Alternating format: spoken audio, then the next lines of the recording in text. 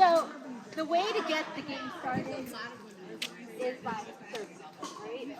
And so typically, it's the team that's by the wall that starts first. And it's always the person on this side of the court who serves first. So Deb, that would be you. You stand back. And both people on the serving side should be behind the baseline when serving. And on your side, right? So the serve always goes cross court. So Amy, you move back.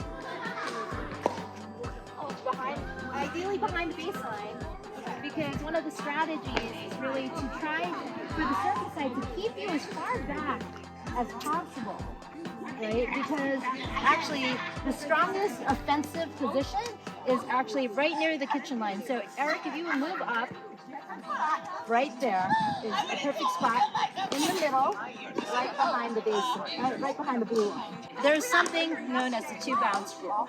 So Deb is going to serve it over. It actually has to wind up behind the blue line. It cannot hit the blue line. If it hits the blue line, that's considered out.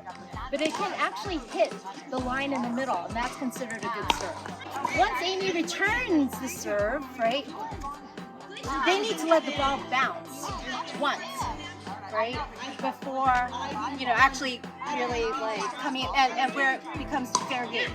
So that's why Ricky and Deb are both behind the baseline, because they need to make sure that the ball bounces once. So there's oftentimes really no point for Ricky to be up here because he's got to let the ball bounce. And it's easier to run forward for a ball versus running back, which is also very dangerous, right?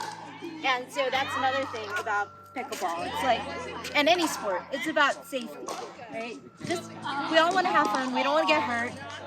Going backwards for a ball oftentimes is a recipe for disaster, right? So if you do need to go back for a ball, either go sideways or run back, So let's just go ahead and get started. In terms of the serve, there are